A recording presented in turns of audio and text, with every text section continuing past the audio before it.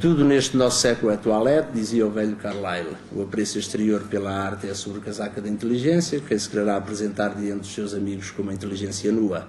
Dispondo de algum dinheiro e graças ao armazém de fato feito e ao armazém de ideias feitas que se chama jornal, pode estar todo e dignamente vestido, por dentro e por fora, e sair à rua e ser um senhor.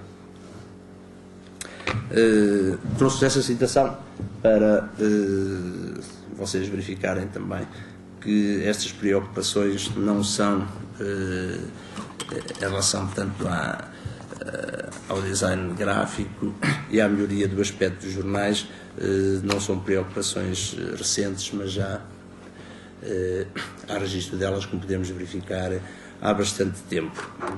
Se nós quisermos passar agora para o caderno de encargos que tem que ser assumido ou subscrito por quem quer redigir títulos, o que se pede aos títulos, eu poderia resumi-lo ao título daquela canção do Paulo Gonzo, que é o Dá-me Quase Tudo, não é? Pede-se ao título para mostrar, mas ao mesmo tempo esconder. Pede-se ao título que resuma o essencial da notícia.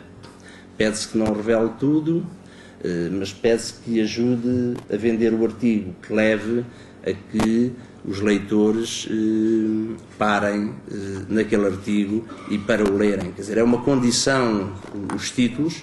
E quando estou a referir aos títulos, entendam sempre a armadura titular, incluindo o jogo com os antítulos e os pós-títulos. São condição de eficácia de sucesso do artigo. No caso do interior dos jornais, onde na primeira página, aí no interior, condição de sucesso de um determinado artigo, para que ele possa ser lido. No caso da primeira página, condição de sucesso para a venda da edição. Não é? Isto tem que ser feito, segundo mandam as regras, com curtas e poucas palavras, de preferência com 1, 2, 3 ou 4, como tenho aqui, incluindo artigos, conjunções e preposições. Daí a dificuldade na redação. Por exemplo, o manual de estilo da editora Abril faz uma referência aos títulos que eles consideram os melhores: a Bíblia, Romeu e Julieta, o Capital, Crime e Castigo, Memórias do Cárcere, Made in Japan, Ganhar, Che, ET, o filme que venceu o Oscar do melhor filme agora há dias atrás, tem também só tem uma palavra, não é? Crash.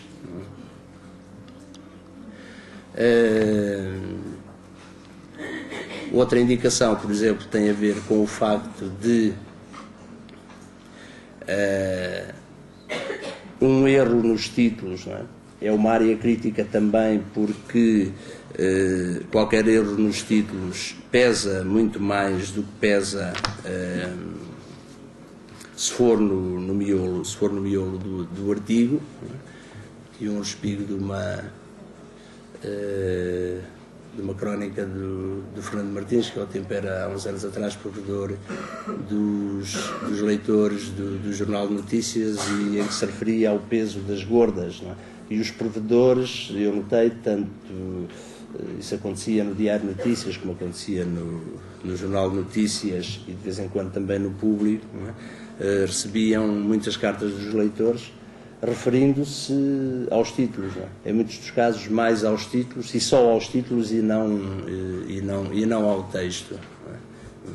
Portanto, é uma área crítica também nesse aspecto. Temos que ter bastante cuidado, porque situações destas, lá pelo meio do artigo, podem passar disfarçadas, mas a título não é fácil, não é? Ou o caso dos cacófagos, sempre o caso da Folha de São Paulo. Isto tem que se ler com a pronúncia brasileira, não é? Eles têm também no manual deles referência ao que eles chamam os termos chulos ou desagradáveis, não é? Isto tem que se ler e tem a ver com eles, não é? Mas e como hoje em dia, e para quem vê telenovelas é capaz ou quem vai de vez em quando ao Brasil perceber, não é? Porcada, conforme já, marca gol, nunca gostou, confis cagado, merdeira, etc, não é? Entre nós também teremos algumas, não é? Sem o picante daquelas que passei, não é? Portanto, concurso chumbado, não é? O Instituto promete melhoras. Podemos titular acima, não é? Mas se conseguirmos evitar seria preferível, não é?